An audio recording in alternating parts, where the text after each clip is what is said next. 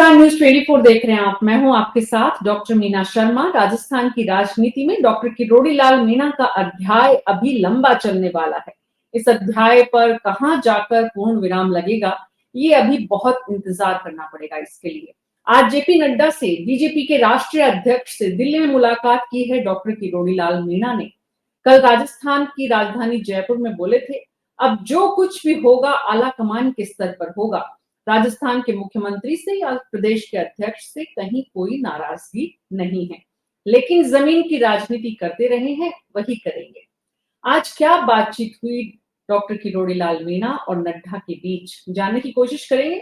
हमारे साथ खास मेहमानों का पैनल है। नमित जैन बीजेपी से प्रवक्ता, प्रतीक सिंह कांग्रेस पार्टी से, जगदीश शर्मा जी वरिष्ठ पत्रकार, राजीव जैन जी वरिष्ठ पत्रकार, राकेश वशिष्ठ जी वरिष्ठ पत्रकार। आप सभी का बहुत बहुत स्वागत है। कांग्रेस और बीजेपी के प्रवक्ता जुड़े, उससे पहले आप सभी को डॉक्टर किरोड़ी लाल मीणा ने जेपी नड्डा से मिलने के बाद क्या कहा मीडिया से बातचीत करते हुए, पहले वो सुनाते हैं। सुनिए डॉक्टर किरोड़ी लाल मीणा को। लगातार सुर्खियों में वही है, अपनी बयानबाजी से और अपने इस्तीफे को लेकर। बातचीत हुई आपकी? बुलाया था नड्डा जी ने और कुछ ऐसी बातें हुई हैं जिनको मैं बताना नहीं चाहता। क्या आप अपने इस्तीफे पे कुछ आपने अपनी तरफ से बातें रखी होंगी? क्या इस्तीफे पे आप कंटिन्यू रहेंगे या आप ना, ये तो पार्टी तय करेगी। पर चूंकि मैंने जनता के बीच में वचन दे दिया था कि मैं ईस्टर्न राजस्थान की ये सीटें हार गया तो मैं मंत्री पद छोड़ दूंगा, तो मैंने वो छोड़ दिया है। और इस्तीफे की कॉपी राष्ट्रीय अध्यक्ष जी के पास भी है। और उन्होंने जो कुछ बातें की हैं वो उन्होंने फिर मेरे को 10 दिन बाद बुलाया है। मेरा कोई दुराग्रह नहीं है, न मेरा कोई ये है कि मैं पार्टी की लाइन को तोड़ूं। सदा पार्टी के लाइन पे काम किया है, बस इतना सा ही है। उसमें कोई न तो संगठन से शिकायत है मेरी, न मुख्यमंत्री जी से है। सबका बड़ा अच्छा प्यार है, सबका अच्छा सहयोग है। इतना ही है कि मैंने ये जनता के बीच में बोला था लोकसभा चुनाव के दौरान, इसलिए इस्तीफा देना पड़ा। मैंने जो कहा था वो कर दिया। इस्तीफा मंजूर हो ना हो, ये प्रदेश में मुख्यमंत्री और देश में राष्ट्रीय अध्यक्ष जी को तय करना है। यही समझ में आ रहा है क्या जगदीश शर्मा जी? हाँ मीना जी, यही समझ में आ रहा है। ऐसा लगता है कि किरोड़ी जी जो है कोई दूर का पासा फेंक रहे हैं। और वो पासा क्या, ऐसी कहावत है, ये जो दौसा, करौली, सवाई माधोपुर में, ये ऐसा जो बनियों के बारे में कहा जाता है, इसको बुरा मत मानना अगर कोई बनिया भाई दी वे हैं हमारे जैन साहब। गोबर गिरता है तो कुछ न कुछ लेके उठता है। किरोड़ी लाल मीणा अगर गिरे हैं, उन्होंने इस्तीफा दिया है, तो कुछ न कुछ और लेके उठेंगे, ऐसा लगता है बातचीत से। जैसे वो मुड़क भी रहे थे और बात भी बता रहे थे। उनको अगर बात छिपाने की थी तो ये बताने की भी क्या जरूरत थी कि कुछ बातें हैं जो मैं आपको नहीं बताऊंगा। ये कहने का मतलब ही है कि अलग से बता दूंगा। तो ये स्टाइल होता है पॉलिटिशियन का। क्योंकि कई लोग थे ना यहाँ, तो कैमरा माइक लेकर जो है 2-3 लोग थे। एएनआई भी थी जिसका कि देश भर में चले जाएगा मटेरियल अभी, तो वो अलग से बताएंगे।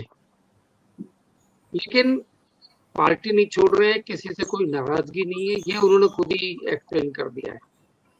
अब या तो अभी होता है कुछ, तो फिर कुछ डंका होना चाहिए। कैबिनेट मिनिस्टर तो वो अभी थे, एग्रीकल्चर डिपार्टमेंट के थे, और बड़ा डिपार्टमेंट है, बड़ा काम करने का अवसर है गांव का। जैसा कि खुद भी कहते हैं कि हम गांव के हैं, लिए काम करते हैं। और कृषि विभाग ऐसा है जो राजस्थान के हर गांव तक पहुंचता है।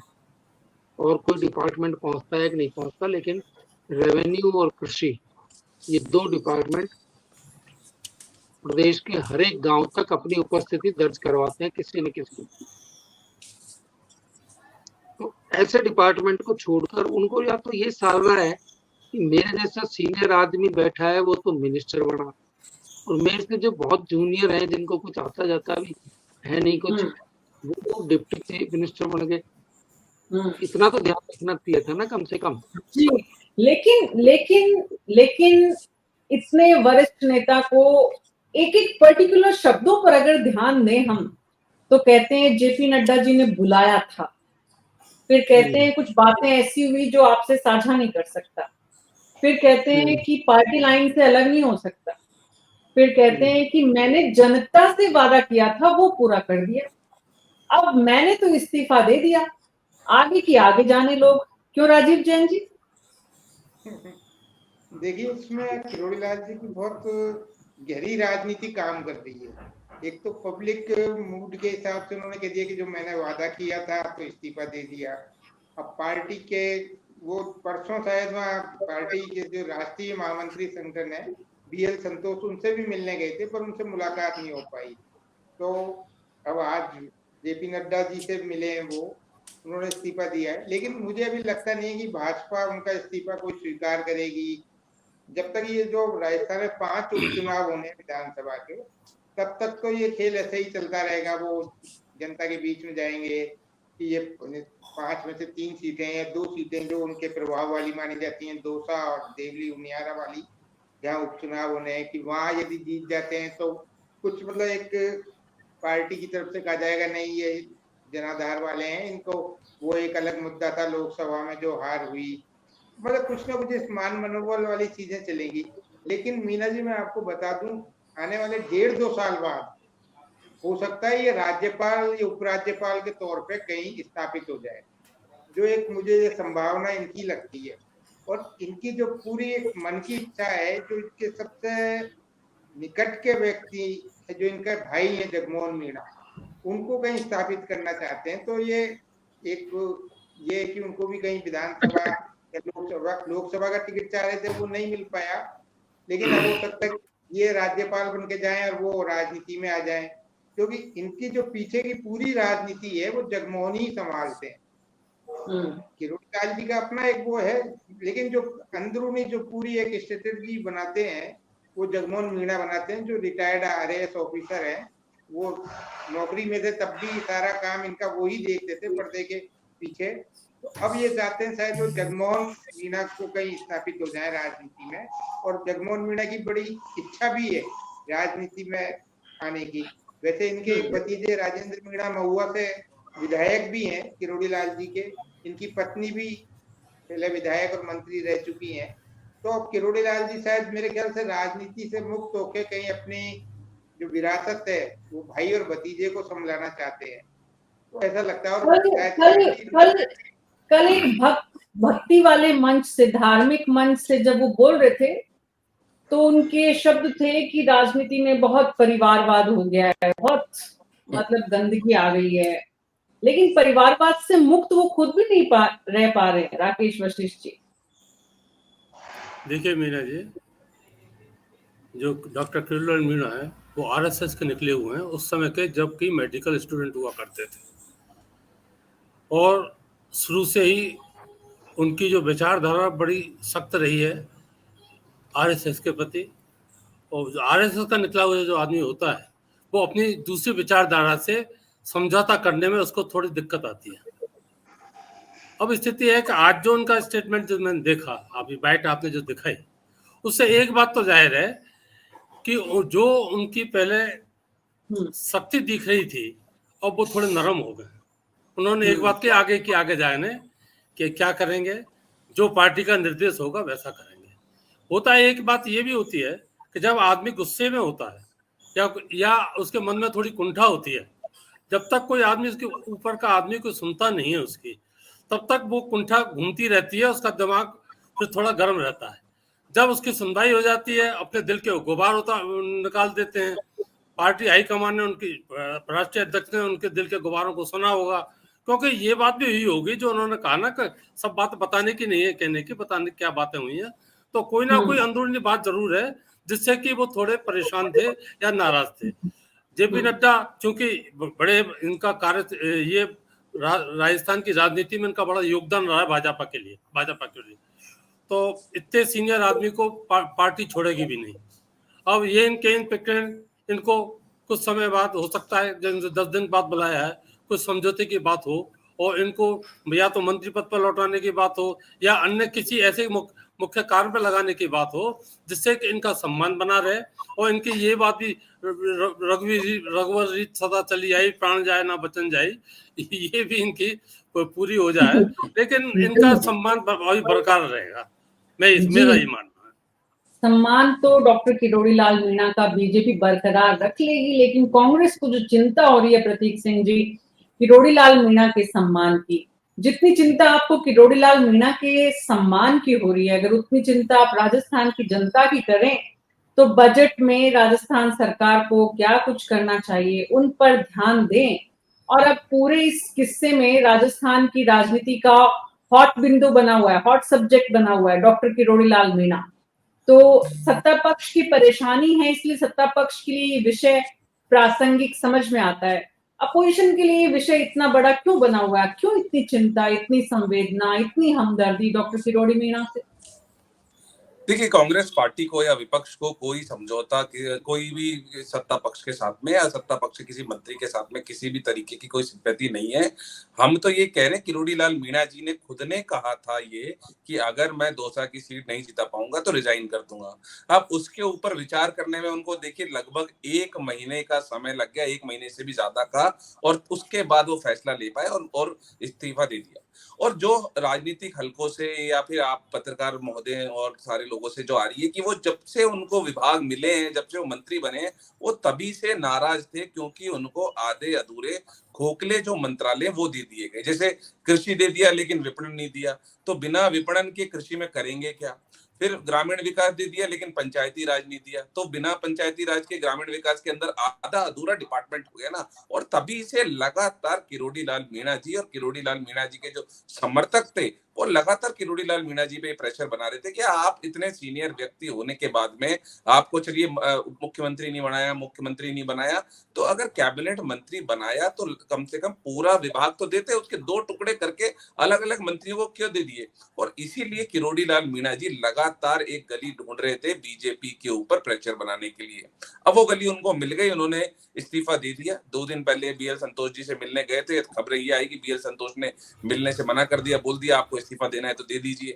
अब जब इस्तीफा दे ही दिया तो अब राष्ट्रीय अध्यक्ष जी उनके मिल रहे हैं। उसके बाद भी देखिए आज कोई चर्चा हुई नहीं हुई पता ही नहीं है, क्योंकि आज निष्कर्ष निकल जाना चाहिए था। अगर वापस लेना है नहीं लेना है, उनको कोई और जिम्मेदारी देनी है। अब 10 दिन सोचने के लिए समय मांगा है, तो मुझे लगता है अब जो बीजेपी है उनको अब किरोड़ी लाल मीणा जी की जरूरत लग नहीं रही है, क्योंकि उनको पता लग गया है कि अब किरोड़ी लाल मीणा जी जो है वो प्रासंगिक नहीं रहे उस पूरे एरिया में और बीजेपी को वोट दिलाने प्रासंगिक नहीं रहे हैं डॉक्टर किरोड़ी लाल मीणा। कांग्रेस पार्टी को ऐसा लगता है, जगदीश शर्मा जी, दौसा की सीट पर भी चुनाव होना है। जगमोहन मीणा को दौसा विधानसभा में तो उतारकर किरोड़ी लाल मीणा को कुछ हासिल होना नहीं है, या यहाँ पर अभी भी, क्योंकि मुरारी मीणा के सामने किरोड़ी मीणा क्या अपनी इस सीट को, पहली बात तो ये कि इस टिकट का दबाव बनाएंगे क्या, और दूसरी बात अगर टिकट मिल जाती है तो क्या बचा पाएंगे? देखिए, टिकट का तो दबाव बना सकते हैं ये, क्योंकि जैसा राजीव जी भी कह रहे हैं, ये अपनी विरासत को अपने भाई और भतीजे के बीच में बांटकर राजनीति से एक तरीके से अपने आप को अलग कर लेना चाहते हैं। उम्र तो अभी बहुत ज्यादा नहीं है, 71 के आसपास ही है, ये बहुत ज्यादा उम्र के नहीं है। तो इतनी उम्र में तो राजनीति खूब होती है, इनके ही बहुत सारे अग्रज कर ही रहे हैं, मोदी से लेकर बहुत सारे लोग हैं जो कि 70-80 के बीच में है। दूसरे खड़गे साहब हैं, वो लगभग 90 साल के, 80 साल के हैं, 80 साल के हैं। तो राजनीति तो अभी और भी है टाइम, इनको 1 दशक और कर सकते हैं। लेकिन सवाल ये है कि उनके मन में क्या है। इस्तीफा दे दिया, इस्तीफा देना पड़ा इनको, क्योंकि एक नैतिक किस्म की जिंदगी जीते राजनीति में किरोड़ी लाल मीणा, और वो नैतिकता चूंकि बोल चुके हैं मैं इस्तीफा दे दूंगा, तो इनके सामने ये संकट खड़ा हो ही गया कि इस्तीफा दिए बिना अब आपकी बात की, आपकी जबान की कोई कीमत नहीं रहेगी। तो उन्होंने इस्तीफा दे दिया है। इस्तीफा तो 5 तारीख को ही दे दिया था इन्होंने। लेकिन वो इस्तीफे की कॉपी कहाँ है? इस्तीफे की कॉपी अध्यक्ष जी के पास पहुंच रही है राष्ट्रीय मुख्यमंत्री के पास पहुंच गई है, बाकी सारी बातें सोशल मीडिया पे हो रही है, लेकिन इस्तीफे की कॉपी नहीं दिखाई जा रही। नहीं, चिट्ठी पत्री जो है वो खोली नहीं जाती है इस तरीके से। इस्तीफा जो है वो प्राइवेट मैटर है, तो प्राइवेट मैटर उनको जिन जिन को रेफर करना था रेफर कर दिया उन्होंने, राष्ट्रीय अध्यक्ष को भेज दिया और यहाँ चीफ मिनिस्टर को भेज दिया। तो खैर बहुत सारे लोग कर भी देते हैं, मान लो ये भी करना चाहे तो कर दे। डॉक्टर किरोड़ी लाल मीणा तो चिट्ठियां लिखते हैं तो मुख्यमंत्री से पहले सोशल मीडिया पे डालते हैं। बहरहाल राजीव जैन जी, मैं आपके पास आ रही हूँ। जगदीश जी, आप अपनी बात पूरी करिए प्लीज। मेरी बात तो पूरी हो गई है। मैं तो ये कहना चाहता हूँ कि किरोड़ी लाल मीणा जो है वो बेसिकली एक शुद्ध किस्म के आदमी होते हैं ना, उस टाइप की पर्सनैलिटी है वो। अगर कह दिया उन्होंने, वरना तो बहुत सारे लोग चुनाव में कुछ ही बात बोल देते हैं, फिर आगे पूर्ति होती है कि नहीं होती है। हमारे बहुत सारे नेताओं ने बहुत सारी बातें की हैं, आप देखिए। तो लेकिन ये ऐसा नहीं है। किरोड़ी लाल मीणा कम से कम इतने नैतिक दायित्व वाले आदमी हैं कि वो जो बोले वो, अब यही उनके ऊपर बोझ था कि मैंने कह तो दिया कि अगर मैं 200 या 3 सीटों के बारे में कहा जो ट्राइबल जोन की थी, वो तीनों की तीनों हार गए, तो इन्होंने इस्तीफा देना पड़ा। और वो इस्तीफे के लिए ही लिख रहे थे बार बार, जो राकेश जी कह रहे थे ना, वो जो रामायण की एक चौपाई का पार्ट है, वो उसी के लिए बोल रहे थे बार बार, सदा चली आई वाली। तो अब उसको नैतिक तौर पर ये बंदा अब उसको मैनेज भी कर सकते हैं कि भाई मैं इस्तीफा दे देता हूँ, आप लेकिन दबाव डालकर इसको रोक लेना, या मुझे दूसरा कोई काम दे दीजिए और मेरे भाई को टिकट दिलवा दीजिए बाई इलेक्शन में, तो मैं उनको लड़वा कर जितना कोशिश करूंगा। इस तरह का बाकी लोग सभी अपना ऑडियो बंद कर लीजिए प्लीज। बाकी सभी, मैं राजीव जैन जी के पास जा रही हूँ, बाकी सभी लोग अपना ऑडियो बंद कर लीजिए। राजीव जैन जी, जगदीश शर्मा जी ने जो कहा कि कुछ समझौता दोनों के बीच में हो सकता है, पार्टी के बीच में और डॉक्टर किरोड़ी लाल मीणा के बीच में, अब कौन कितना बार्गेन करने की स्थिति में है, भीतर खाने, अंदर में, बाहर दिखता कुछ और है, अंदर होता कुछ और है। अब दौसा में उपचुनाव होना है, इस उपचुनाव पर इस पूरे घटनाक्रम का क्या असर पड़ेगा राजीव जैन जी? देखिए मीना जी, जो मुझे लगता है दौसा उपचुनाव में ये अपने भाई को टिकट दिलाने का दबाव नहीं बनाएंगे। किरोड़ी लाल जी का जो जोर होगा कि आने वाले 1.5-2 साल बाद जब भी उनको कोई संवैधानिक पद मिले, जैसे मैंने पूर्व में कहा, तो वो जो सवाई माधोपुर सीट खाली होगी उस सीट से अपने भाई का करवा सकते हैं। अभी दौसा और जो उपचुनाव होने वाली सीटें उन पर अपने भाई का दबाव नहीं डालेंगे, क्योंकि जैसा जगदीश जी बता रहे थे कि जो वो नैतिकता वाली बात करते हैं, यदि अभी भाई का टिकट करा दिया तो फिर आरोप लग जाएगा कि आपने इस वजह से ये दबाव बनाया था। तो वो मुझे नहीं लगता कि दौसा सीट के लिए, कि दौसा सीट क्या जनरल सीट है, तो जनरल सीट होने के नाते किरोड़ी लाल जी का एक बाद में कुछ आज से 10-15 साल पहले से ये एक प्रभाव बना दिया गया है कि वो मीणा समुदाय के नेता है।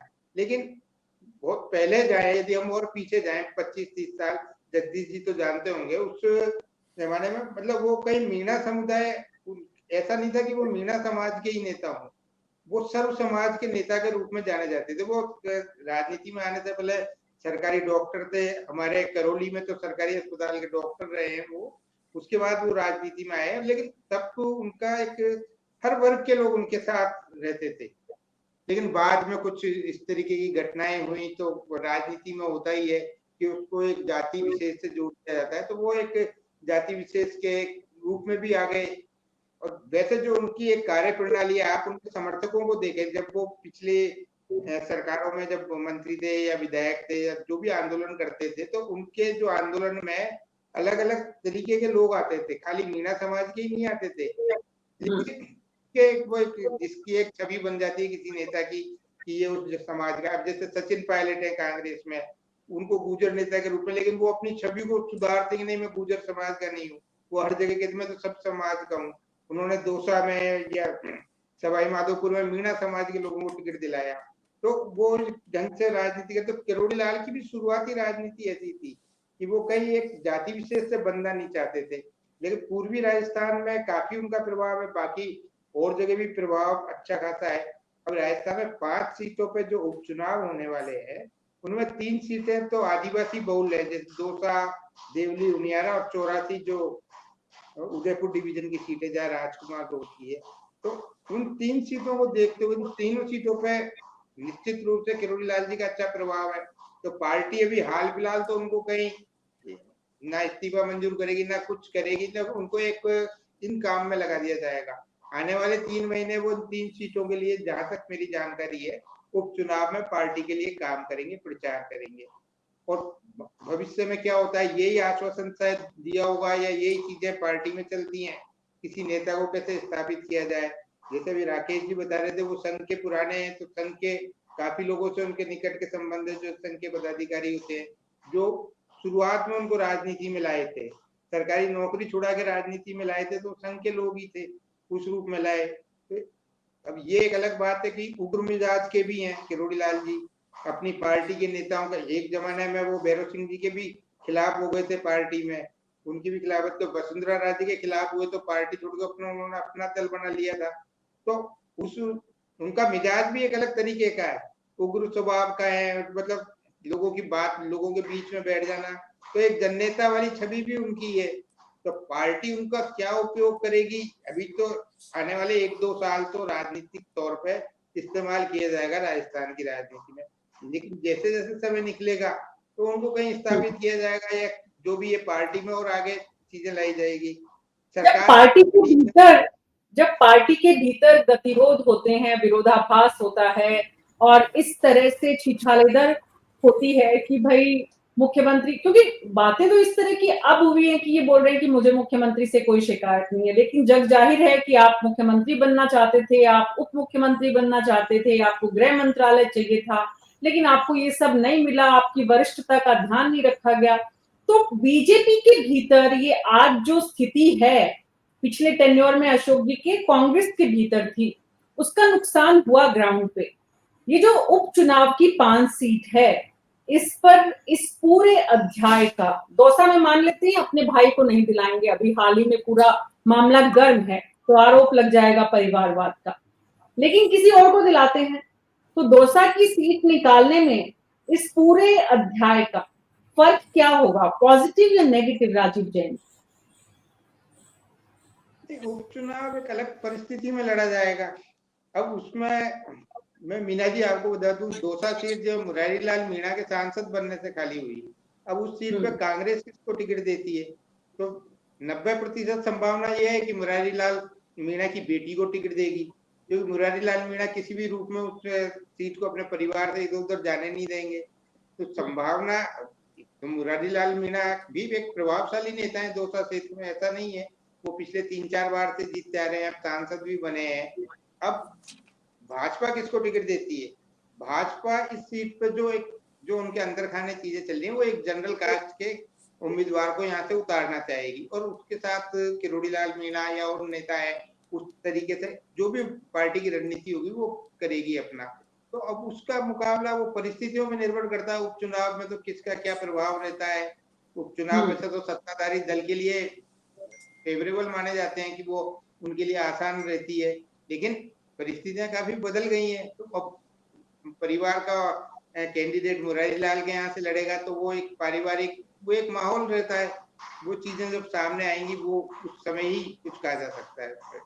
जी, उपचुनाव सत्ताधारी पार्टी के पक्ष में कितना रहता है, ये तो हमने करणपुर सीट में भी देखा। अब सवाल ये है कि क्योंकि 5 सीट में 2 तो पहले से ही, अगर हम 84 सीट की बात करें, वहां पर अगर राजकुमार रोत और कांग्रेस साथ जाते हैं तो बीजेपी के लिए मुश्किल है। वैसे ही अगर हम हनुमान बेनीवाल की खींवसर सीट की बात करें, वहां पर भी कांग्रेस और हनुमान बेनीवाल साथ जाते तो बीजेपी के लिए मुश्किल है। लेकिन 3 सीट को अगर हम देखें, जिसमें दौसा, झुंझुनू जो है, और फिर एक देवली उनियारा,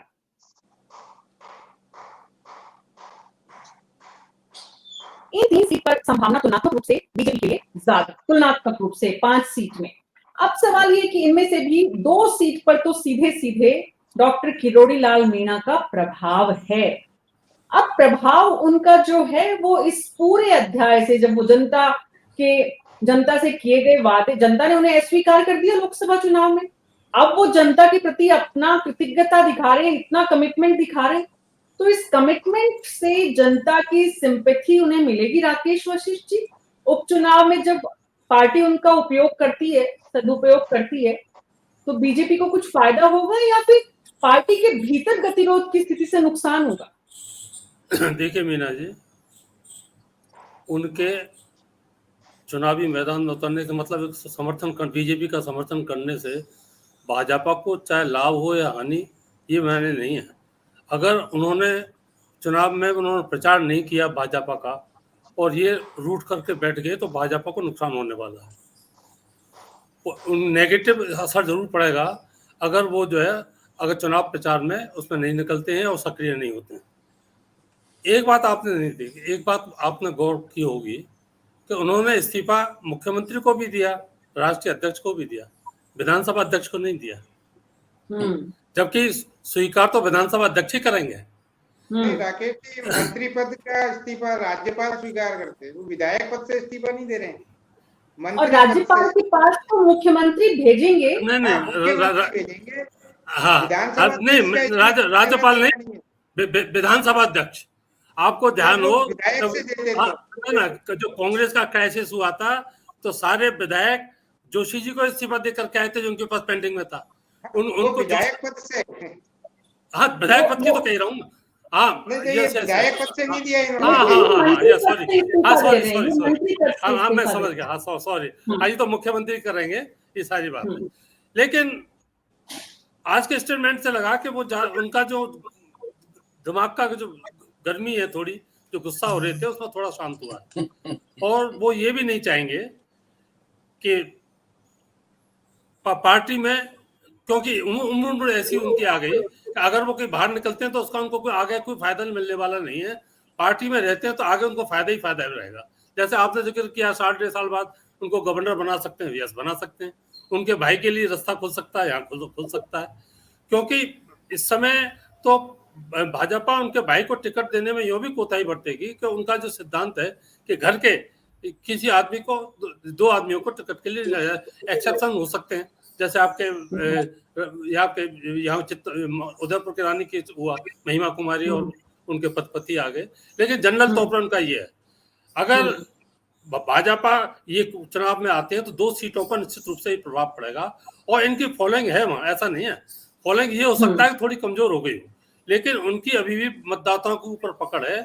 ये हो सकता है कि अब क्या है कि पहले तो ही इनका क्षेत्र राज्य था, वो जहां चाहते थे उनके इशारे पर वोट डलते थे, लेकिन अब बहुत नेता दोनों पार्टियों में हो गए, मीणा समाज में भी और चाहे सब समाज के नेता, लेकिन असली जो पकड़ है इनकी मीणा समाज के ऊपर ही है। और मीणा समाज में कि उनका गुट सशक्त गुट माना जाता है। मुझे वो ध्यान है, राजीव जी इस बात से सहमत होंगे, जगदीश जी भी सहमत होंगे कि ये एक ऐसे नेता थे जो ब्यूरोक्रेसी में किसी मीणा को अगर कोई बात कह देते थे तो वो बात टलती नहीं थी, वो काम 100% होता था। वो इनका इतना दबदबा रहा, लेकिन कालांतर में अलग अलग नेता आगे सारी बातें हो गई, तो आगे के भविष्य के लिए इनके लिए भी फायदेमंद है और भाजपा के लिए फायदेमंद है कि अगर वो जो है ये जो दोबारा से सक्रिय होते हैं और इनका सम्मान बना रहता है। सम्मान बनाने की दृष्टि से भाजपा कोई कसर नहीं छोड़ेगी। एक बात और मैं बता दूंगा, भजनलाल जी से इनकी नाराजगी नहीं हो सकती, क्योंकि भजनलाल जितने मृदु हैं और उनका, दूसरी बात इस बात को तो किरोड़ीलाल जी जानते हैं, भजनलाल जी के हाथ में है भी क्या, सारा कुछ दिशा निर्देश जो भी तय होना है वो सेंट्रल से होना है, वो खुद तो कर ही नहीं सकते। वो छत्रप वाली स्थिति तो है नहीं, वसुंधरा जी के समय या भैरव सिंह जी के समय रही जो चाहे करती थी। जब कैंडिडेट का निर्णय भी होगा वो सेंट्रल से होगा, इनकी सलाह नहीं चलेगी सारी। और खास तौर से अब जो 11 सीटें चुनाव हार गई है तो भजनलाल जी की संगठन में स्थिति थोड़ी कमजोरी होगी, इनकी सलाह को दरकिनार किया जा सकता है और सेंट्रल जो केंद्रीय नेतृत्व है वो अपने हिसाब से टिकट देने का काम करेगा। तो मैं समझता हूँ कि भविष्य के लिए इनके लिए, किरोड़ीलाल जी के लिए रहना पार्टी इसमें भाजपा में रहना, मंत्री पद में वापस आए या ना आए, बने रहना, लेकिन वो बने रहना फायदे का सौदा है। लेकिन जब आप ये बोल रहे थे कि जेपी नड्डा से मिलने के बाद जब डॉक्टर किरोड़ी लाल मीणा बाहर आकर मीडिया से बात कर रहे थे तो तुलनात्मक रूप से सॉफ्ट माइल्ड नजर आ रहे थे, बात है। और तब प्रतीक सिंह जी बड़ा मुस्कुरा रहे थे। तो प्रतीक सिंह जी को कम अच्छा लगा उनका माइल्ड होना? देखिए, माइल्ड हो नहीं हो वो उनका इंटरनल मैटर है। मैं तो कह रहा हूँ कि बीजेपी अब ये समझ चुकी है कि जो किरोड़ी लाल मीणा जी है उनका जो दौसा सवाई माधोपुर का जो एरिया में जो प्रासंगिकता था वो खत्म हो चुकी है। और आप अभी देख लीजिए, किरोड़ी लाल मीणा जी कह रहे हैं कि मैंने तो 1 महीने पहले इस्तीफा दे दिया था। तो अगर मान मुनव्वल कराना था, मनाना था, कोई बात करनी थी तो 1 महीने में वो कर लेते। 1 महीने के अंदर भी वो बातचीत हो नहीं पाई है। इसका मतलब ये है कि अब बीजेपी जैसे तैसे किरोड़ी लाल मीणा जी से पीछा छुड़ाना चाहती है और इसीलिए अब मना भी नहीं रहे। और किरोड़ी लाल मीणा जी एक ऐसे जो बच्चा रूस जाता है, कोई चीज मिलती नहीं है तो वो भी ऐसे रूसे हुए कि भाई मेरे को जो डिपार्टमेंट है वो खोखले डिपार्टमेंट आपने पकड़ा दिए हैं, उसमें मेरे को रहना या ना रहना एक ही बराबर है। तो इससे तो बढ़िया है कि या तो आप मुझे अच्छे डिपार्टमेंट दीजिए और या फिर आप ये डिपार्टमेंट ले लीजिए, मुझसे इस्तीफा ले लीजिए। तो मुझे लगता है कि यही सारा प्रेशर टैक्टिक्स चल रही है और मुझे लगता नहीं है कि प्रेशर में इस बार प्रेशर कुछ मिलेगा टैक्टिक्स के मीणा जी को। बीच में बीजेपी की आपस की इस प्रेशर टैक्टिक्स के बीच में आपके प्रदेश अध्यक्ष को बड़ी चिंता हो रही थी मान सम्मान की। बहुत पैरवी कर रहे थे किरोड़ी लाल मीणा जी का सम्मान रहना चाहिए, पार्टी उनको सम्मान नहीं दे रही है, पार्टी में उनकी पूछ नहीं हो रही है, उनके साथ न्याय नहीं हो रहा है। निश्चित तौर पे ये अध्यक्ष जी नहीं, ये तो उनके समर्थक भी लगातार कह रहे हैं कि बाबा के साथ में सम्मान हुआ नहीं है बाबा का, तो बाबा का सम्मान होना चाहिए।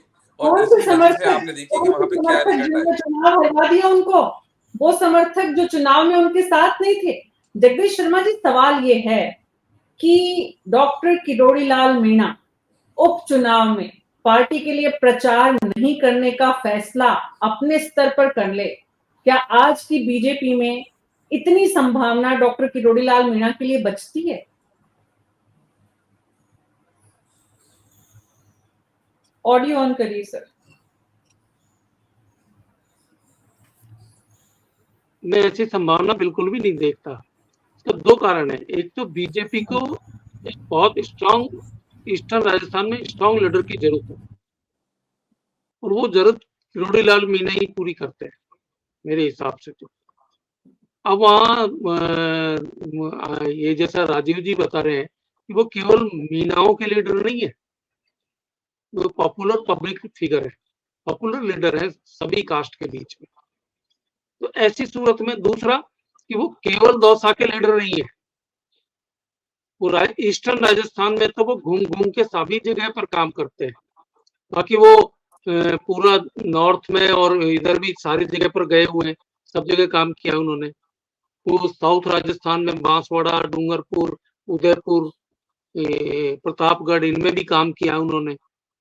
तो उनकी रिक्वायरमेंट जो है ना, पार्टी को जो है उनकी रिक्वायरमेंट ज्यादा होगी क्योंकि उनके पास आदिवासी नेता और कोई बहुत ज्यादा है नहीं।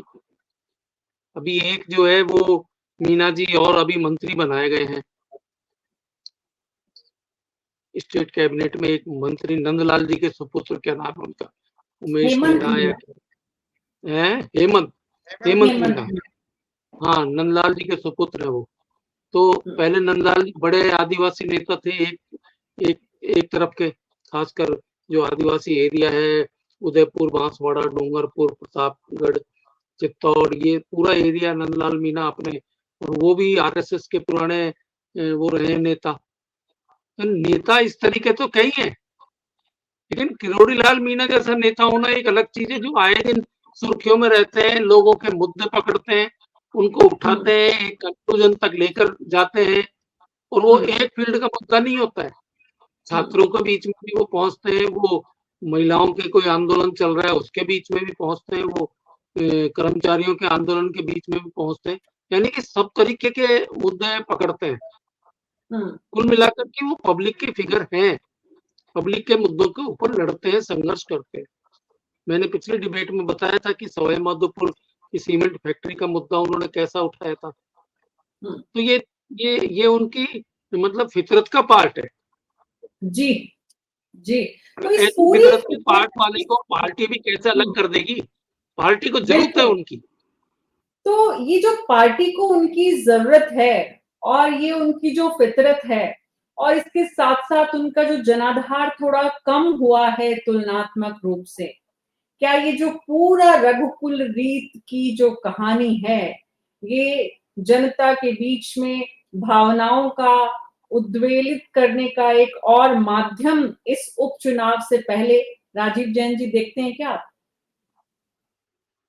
नहीं, चुनाव से पहले तो जो स्थिति अभी चल रही है, क्योंकि अभी राजस्थान में विधानसभा का बजट सेशन चल रहा है, बजट आएगा 1-1.5 महीना इसमें लग जाएगा, फिर केंद्र में बजट आएगा तो पार्टी तो इन चीजों में ही चलती रहेगी।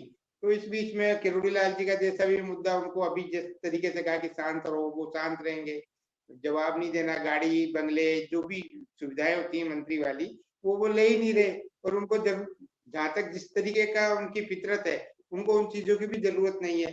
तो पार्टी जो अभी आने वाले 1-1.5 साल तो उनका उपयोग राजनीतिक तौर पे अच्छी तरह करेगी, ये जानती है कि मैं यही बोल रही हूँ राजीव जैन जी, अगर पार्टी उनका उपयोग करेगी तो उन्हें भी रिजल्ट देना पड़ेगा। रिजल्ट देने के लिए उन्हें भी जनता का साथ लेना पड़ेगा। जनता ने जो एक तरह से नकार दिया है उसको स्थापित करने में उनका ये जो पूरा प्रकरण है, ये थोड़ा मददगार होगा उनके लिए। देखिए, अभी इस तरीके के प्रकरण से हो सकता है कि जो उनके समर्थक वर्ग है उसमें कहीं सहानुभूति की लहर भी आ जाए कि नहीं नहीं देखो, हमने ये लोकसभा सीटें हरा दी और ये अब मंत्री पद भी छोड़ रहे हैं, ये राजनीति से दूर हो जाएंगे। तो जो एक समर्थक वर्ग है उसमें भी निराशा पनपती, तो वो इनको दूर नहीं होने देगा। वो चाहेगा कि ये सक्रिय राजनीति, क्यों उनके भी 10 काम रहते हैं, के मार्फत करवाते सरकार में।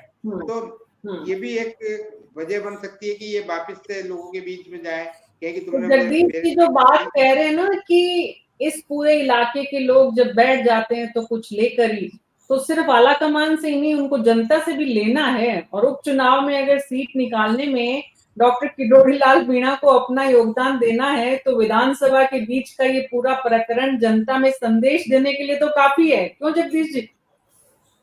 हाँ बिल्कुल ठीक बात है।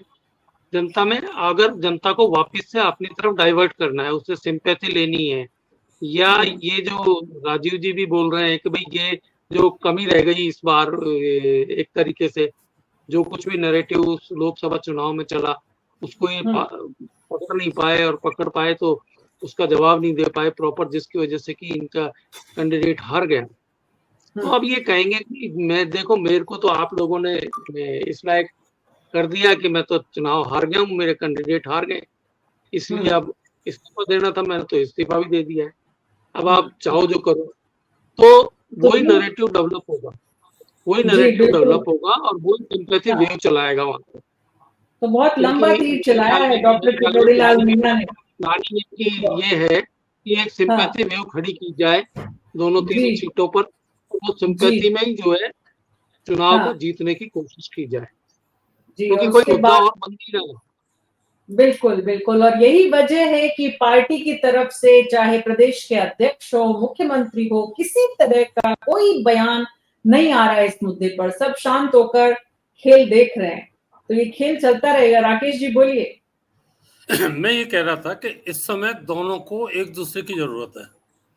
आमतौर पर जो उपचुनाव होते हैं ना, तो सरकारी पक्ष अपर हैंड होता है उसका, जो सरकार होती है जिस पार्टी की, वो अपर उम्मीद करते हैं कि वो चुनाव जीतती है, रिजल्ट्स भी ऐसे ही आते हैं। क्योंकि स्थिति लोकसभा के चुनाव में थोड़ी गड़बड़ हुई है और भाजपा उम्मीद से कहीं ज्यादा कम हासिल कर पाई है, तो वो इस बार फूंक फूंक का कदम रखेगी। वो ऐसा कोई ना तो काम करना चाहती है और ना कोई किसी ऐसे नेता को नाराज करना चाहती है जिसकी वजह से उनके आगे प्रतिकूल प्रभाव उनके उपचुनावों के अंदर हो। दूसरी बात, अब नड्डा जी से मिले आए, अच्छी बात है, लेकिन उन्होंने टाइम क्यों दिया? क्योंकि पार्टी नेतृत्व में कोई भी बड़ा फैसला जो इनके, निश्चित रूप से उन्होंने कोई स्वीकृति दी होगी, नड्डा जी ने इनके लिए एश्योरेंस किया होगा, तभी थोड़े सॉफ्ट हुए हैं। वो एश्योरेंस तभी पूरा हो सकता है जब मोदी और अमित शाह यहाँ से ग्रीन सिग्नल हो जाए कि वहां वो पार्टी अध्यक्ष जरूर हैं, लेकिन सारे बड़े डिसीजंस उनकी इच्छा के बिना नहीं होते, इसलिए सारा होता है। तो इसलिए ये इनके इन प्रकरण कैसा भी हो, लेकिन ये करोड़ीलाल जी को संतुष्ट करके मानेंगे।